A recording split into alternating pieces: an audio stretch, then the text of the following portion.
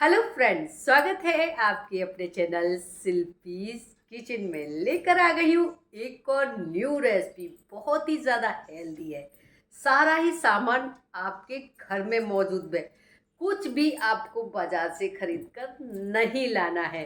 Video को last तक जरूर देखिए। अगर आप मेरे चैनल पर नए हैं तो चैनल को सब्सक्राइब, आने वाली वीडियो की नोटिफिकेशन आपको मिलते रहे तो बेल आइकन, और वीडियो अच्छा लगे तो लाइक शेयर करना ना भूलिए। चलिए आज की रेसिपी देख लेते हैं।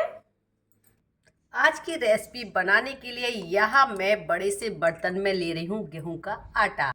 अब इस गेहूं के आटे में डाल देंगे नमक। बहुत ही बढ़िया फ्लेवर आएगा और बहुत ही सॉफ्ट डो हमें लगाना है। अब थोड़ा थोड़ा पानी डालकर हम इसका एक सॉफ्ट डो लगा लेंगे। बहुत ही ज़्यादा हेल्दी रेसिपी है। अगर आपके बच्चे बाहर का स्नैक्स खाना पसंद करते हैं तो जिस तरह से मैं बना रही हूँ उस तरह से अगर आप इसको बनाएंगे तो आपके बच्चे बाहर का स्नैक्स खाना छोड़ देंगे। बहुत ही कम समय में बहुत ही कम समय में ये डो लगकर तैयार हो गया है। देखिए कितना सॉफ्ट डो लगाया है। अब 5 मिनट के लिए इसको हम रेस्ट पर रख देते हैं। यहाँ पर हमने ले लिया है एक चॉपिंग बोर्ड। इसमें डाल देंगे 2 मीडियम साइज की ऑनियन। इनको हल्का सा मैंने चॉप कर लिया है। साथ ही में डाल देंगे 4-5 लहसुन के टुकड़े। साथ ही में डाल देती हूँ रफली चॉप की हुई पत्ता गोभी। मैंने इसको रफली चॉप कर लिया है जिससे ये चॉपिंग करने में आसानी हो जाए। अब इसको हम महीन महीन चॉप कर लेते हैं। बहुत ही कम समय में ये चॉप हो जाएगा। देखिए कितनी आसानी से सारी चीज़ें चॉप हो गई हैं। अब मैंने यहाँ ले लिया है हरी मटर। ये कच्चा हरी मटर है। आप यहाँ पे उबली हुई मटर भी ले सकते हैं। मैं इसमें इसको चॉपिंग बोर्ड इसमें चॉपर में डाल रही हूँ। आप चाहें तो मिक्सी के जार में इसे डालकर हल्का सा दरदरा पीस लीजिए। अब इसको भी मैं हल्का सा चॉप कर लेती हूँ। देखिए सारी चीज़ें इसमें अच्छे से चॉप हो गई हैं जैसे कि मुझको चाहिए, एकदम दरदरा। इसी तरह का हमें चाहिए। आप चाहें तो इसमें एक हरी मिर्च का भी प्रयोग कर सकते हैं। मैंने नहीं किया है क्योंकि मैं ये रेसिपी बच्चों के लिए सूट कर रही हूँ। गैस पर मैंने पैन रख लिया है। पैन में मैं कुछ भी ऑयल का प्रयोग बिल्कुल भी नहीं करूँगी।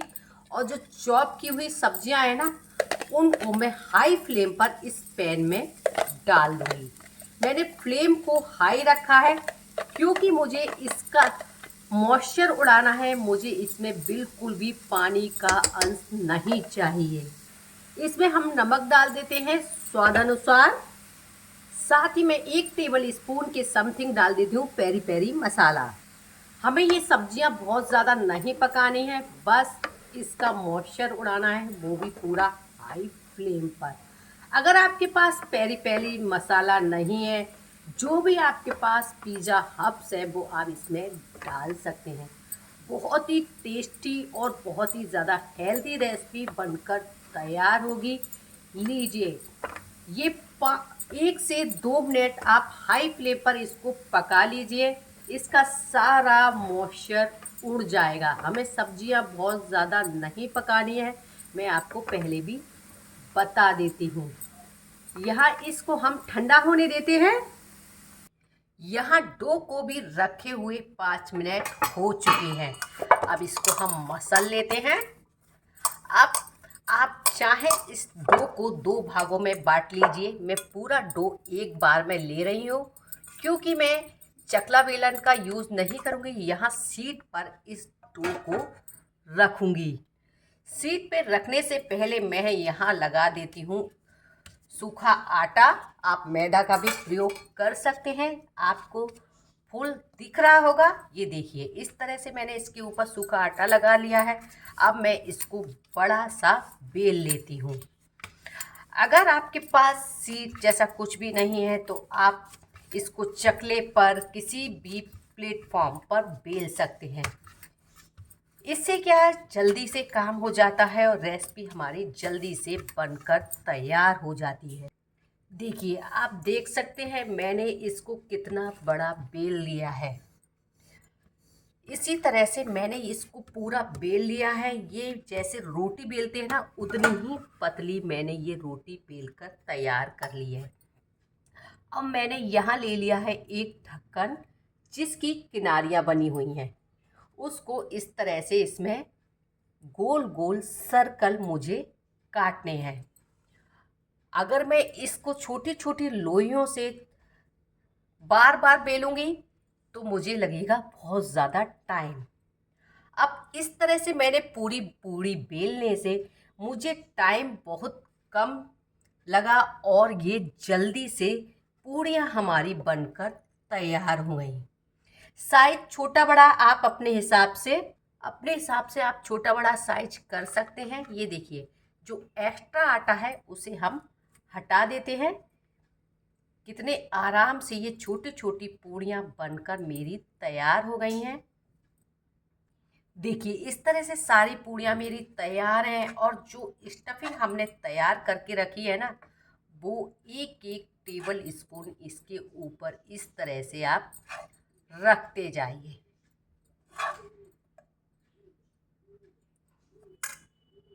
इस तरह से सारी पूड़ियाँ मैंने भर ली हैं। अब हमें क्या करना है, इसके ऊपर लगाना है हल्का हल्का पानी और दूसरी पूड़ी को इसके ऊपर इस तरह से रखते जाना है।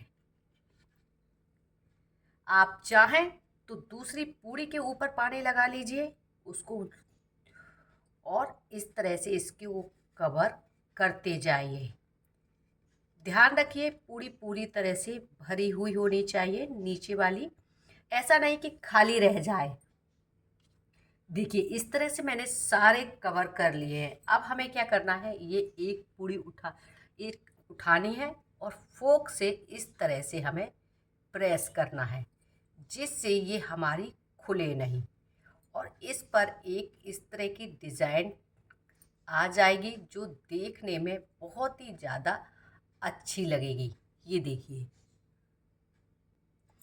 इस तरह से बना बनाकर मैंने यहाँ ले लिया है एक स्ट्रेनर, इसको ऑयल से कर लिया है ग्रीस। अब इस स्ट्रेनर में मैं इस पूड़ी को बना बनाकर इस तरह से रखती जाऊंगी।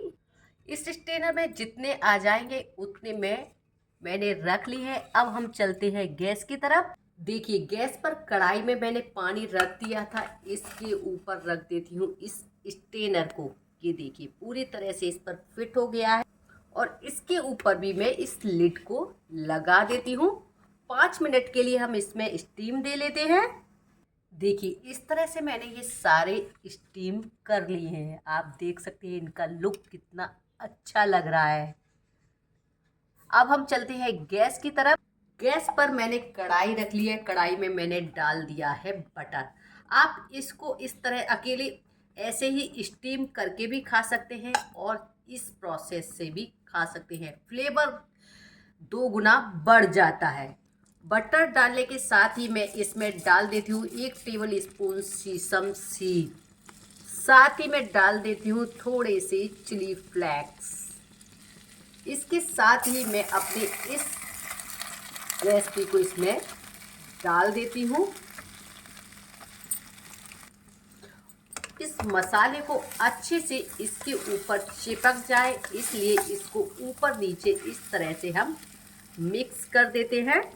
अब हम इसके ऊपर डाल देते हैं थोड़ा सा सैलेड मिक्स। चाहो तो आप इसमें चाट मसाले का भी प्रयोग कर सकते हैं। साथ ही मैं डालती हूँ धनिया की कुछ हरी पत्तियाँ। मैं आपको सर्व करके दिखाती हूँ। देखिए, लीजिए बनकर तैयार है ये हमारा टेस्टी सा हेल्दी सा स्नैक्स कहिए, नाश्ता कहिए, बच्चों के टिफ़िन के लिए एकदम परफेक्ट है।